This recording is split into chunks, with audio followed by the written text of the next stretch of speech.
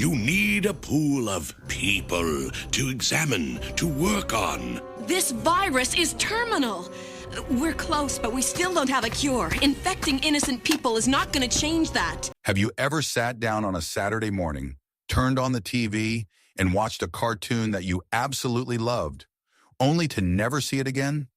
No reruns, no second season, no explanation. Just gone. Well, today we are going back to 1995, one of the most fascinating years in cartoon history. Guile! What have you done with them? A year where some shows became absolute legends, and some shows just completely disappeared without a trace.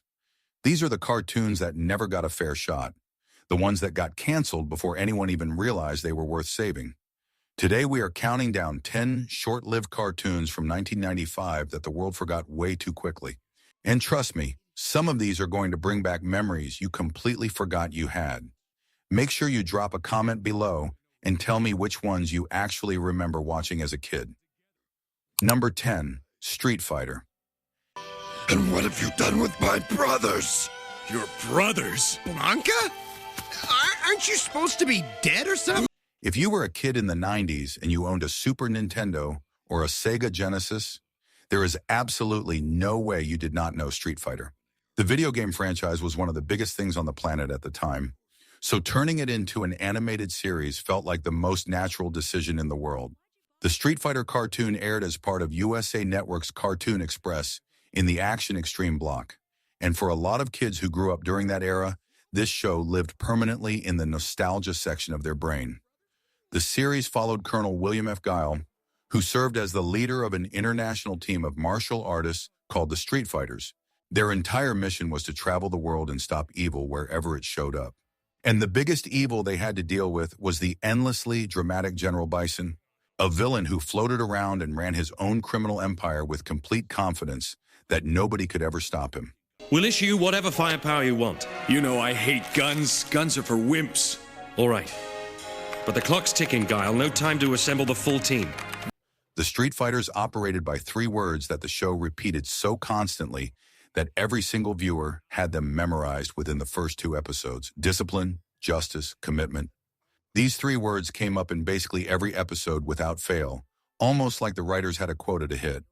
Now, even though Street Fighter managed to run for 2 full seasons, which actually made it one of the more successful shows on this list, it did not exactly win over the critics.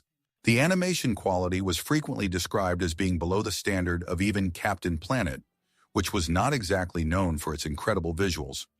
The storylines repeated themselves constantly, and the dialogue was so memorably bad that it somehow made the 1994 live-action Street Fighter movie look sophisticated by comparison. But here is the thing about Street Fighter the cartoon. None of that actually matters to the people who grew up with it. For those fans, this show is one of those so bad it is good Saturday morning relics that will never stop being entertaining. Cheesy, loud, completely over the top, and absolutely impossible to forget. Number 9, Earthworm Jim. Good work, my 5-finger chum. 4-finger Jim? What do you think you are, some kind of freak? Now, this is a show that genuinely deserved way more love than it ever received. Earthworm Jim was based on the hit video game series of the same name, and unlike a lot of cartoon adaptations from this era, this one actually understood what made the source material so special. The show brought the game's completely unhinged humor, its bizarre cast of characters, and its total disregard for anything resembling normal logic straight to Saturday morning television. And somehow it worked beautifully. Most episodes followed Jim as he tried to protect his incredibly powerful supersuit from a rotating cast of some of the most wonderfully weird villains ever put on screen. There was Psy-Crow, there was Queen Slug for a butt, there was Evil the Cat. Basically a greatest hits collection of 90s cartoon chaos wrapped up in one show. But what really set Earthworm Jim apart from every other action cartoon of its time was that it never took itself seriously for even a single second. Not every episode was about saving the galaxy or stopping some massive threat. Sometimes Jim was just dealing with completely ordinary problems. Running errands, going on bad dates, having a full-blown existential crisis about being a worm in a supersuit. The show also constantly broke the fourth wall, with characters speaking directly to the audience and even getting into arguments with the narrator, which was genuinely ahead of its time. The series premiered in September as part of the Kids WB lineup and ran for 23 episodes total, making it one of the more substantial runs on this countdown. It also came with a fantastic toy line from Playmates that included multiple Jim variants, Peter Puppy, Princess What's Her Name, and the iconic Pocket Rocket. There was even a rare male invariant of Jim wearing a green suit, because the 90s absolutely demanded that every toy line have at least one chase variant that was nearly impossible to actually find. Number 8, Ultraforce. I never know where he is, and he's obsessed with these ultras. You call that okay? Lighten up, Ruth. He's a teenager. If you took the X-Men, threw in the Avengers, added a heavy dose of Image Comics energy, and then cranked everything up to the absolute maximum, you would end up with something that looked a lot like Ultraforce. This show was based on Malibu Comics' Ultraforce series, which was part of an ambitious but unfortunately short-lived comic book universe called the Ultraverse. The world of the show was filled with ultras, ordinary people who had been transformed into superpowered beings and were now causing chaos all across the globe. The threats the team faced were genuinely creative. There was Rune, a vampiric nightmare of a villain. There was Lord Pumpkin, whose head was literally on fire. And there was a character simply called Sludge, who did exactly what the name suggests. To deal with threats like these, the world needed a serious response. That response was Ultraforce, a team led by Hardcase, who had the distinction of being the very first Ultra to reveal his powers publicly. The roster was stacked with memorable characters. Prime was a super strong teenage hero. Topaz was an Amazonian warrior queen. Prototype was an armored military experiment. Ghoul was an undead detective. And Contrary was a mysterious and brilliant strategist who always seemed to know more than she was letting on. The show was produced by DIC Entertainment and Bobot Entertainment and premiered in the syndicated Amazing Adventures 2 block on USA Network in September of 1995, complete with an entire Galoob action figure, toy line ready to go from day one. Despite having a massive roster of characters, genuinely intimidating villains, and all the big 90s attitude anyone could ask for, Ultraforce only lasted for a single season of 13 episodes. But the fans who caught it during its original run have never forgotten it, mostly because it was so completely and unapologetically a product of 1995 in the best possible way. Number 7, Tenko and the Guardians of the Magic. I had a tremendous teacher. Your passion for magic is unparalleled. You have excelled, and your years of training are now almost complete. Here is one of the most genuinely unique entries on this entire list. Tenko and the Guardians of the Magic was a show that stood out from everything else airing in 1995 for one very specific reason. It was not based on a toy line, it was not based on a video game, and it was not based on a comic book. Instead, it was built around a real living person. Princess Tenko was an actual Japanese magician and pop star with an established stage persona and a massive following. And someone looked at that and decided it would make a perfect foundation for an animated series. That decision alone made this show feel completely different from everything else on Saturday morning television at the time. The series followed Princess Tenko as she inherited a school of magic and took on the responsibility of leading her students into battle against two former pupils who had turned to evil. These villains were a pair of twins named Jana and Jason, and the central conflict of the show revolved around a collection of powerful mystical crystals called the Starfire Gems. These gems had just enough history and backstory behind them to keep the plot moving forward each episode, while also giving the toy designers plenty to work with. The show was released for syndication on September 11, 1995, and ran for a single season of 13 episodes before disappearing completely. But what really made Tenko stand out from every other cartoon of its era were the live-action segments that appeared at the end of each episode. Princess Tenko herself would appear on screen to either perform a quick magic illusion or host a teach-a-trick segment where she would walk kids through a simple magic trick they could actually learn and perform for their friends. So the show was essentially three things at once: a cartoon, a magic show, and a genuine time capsule of mid-90s television. Despite having such a creative and original premise, the series never managed to find a large enough audience and vanished after its only season. But the fans who do remember it almost always bring up those live-action magic segments first. That was where the show truly came alive. Number 6, Schnookums and Meat Funny Cartoon Show. Okay, now spot me.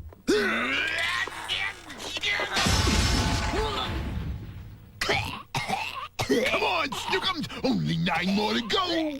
Now this one requires a little bit of a family tree explanation before we can even get into the show itself.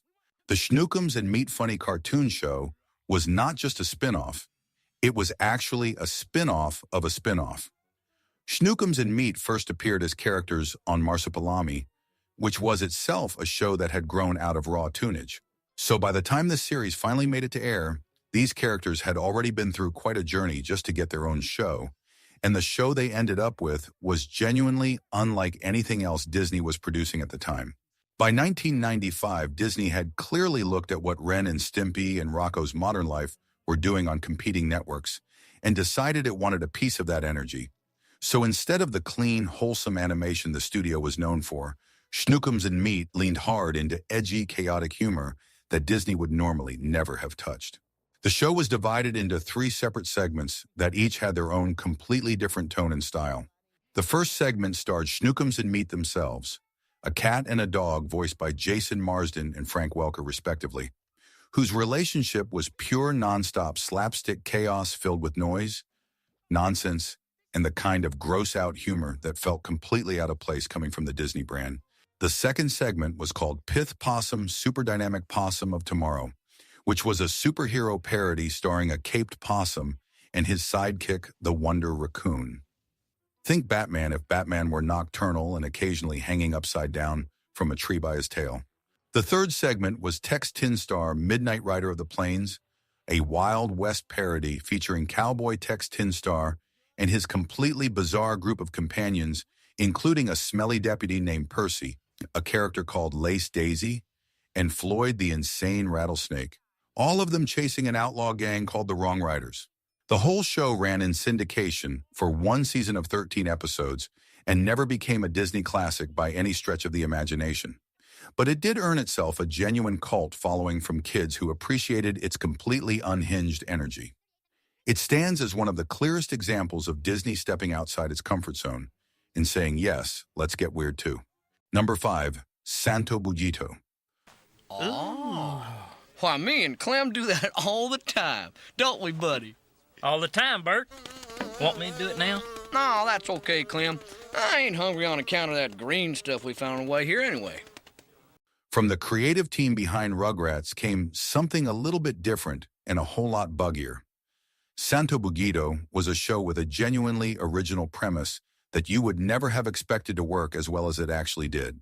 The series took place in a tiny border town situated between Texas and Mexico, which already sounds like the setup for an interesting show.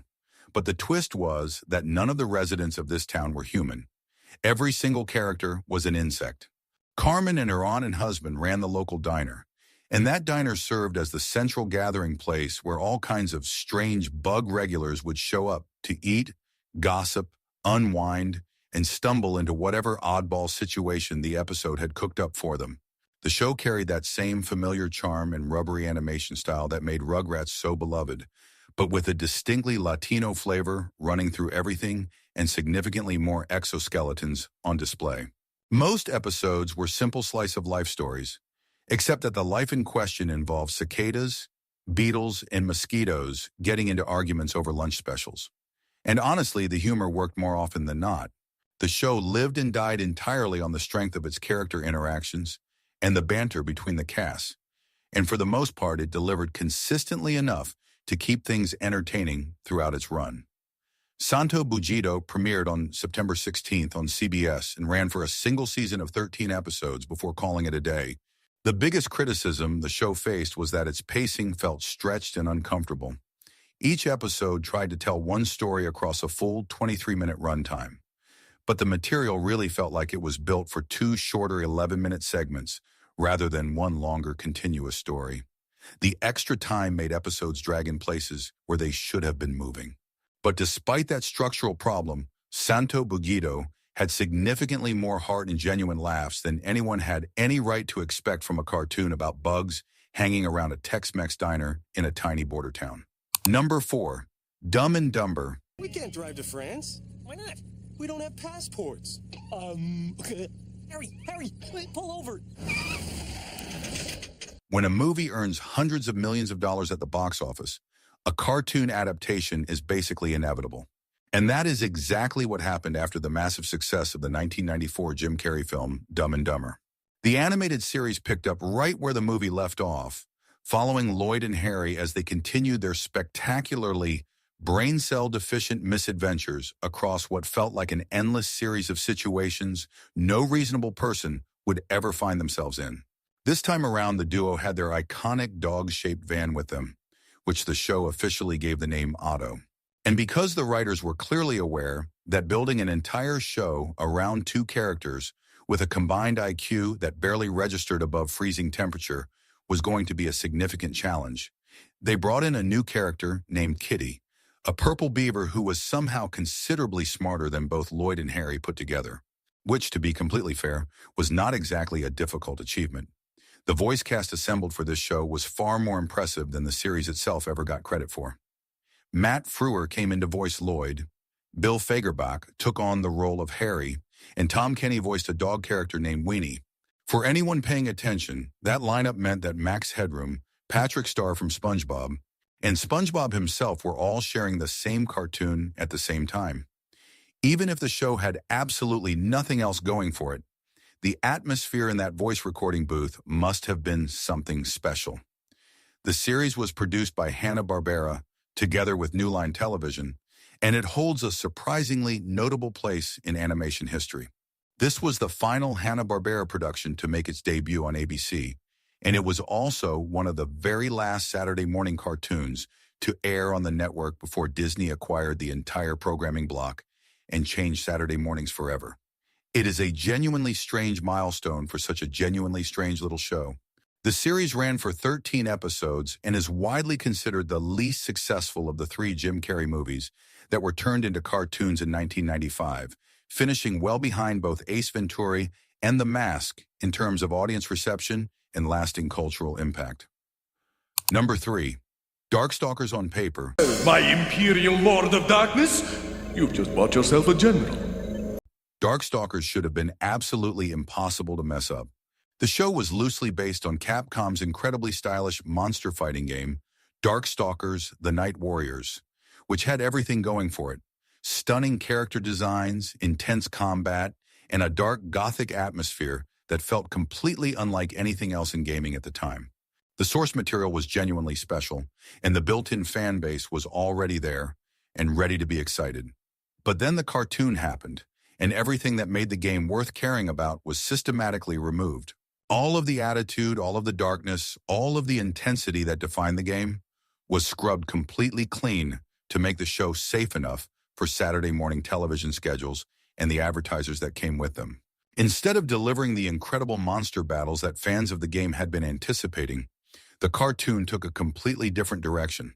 The story centered on a modern-day descendant of the legendary wizard Merlin, who ends up helping a group of friendly monsters stop an alien overlord that is trying to take over the Earth by using evil versions of the Darkstalkers characters as his enforcers. It was a premise that had very little to do with anything that made the original game memorable or exciting.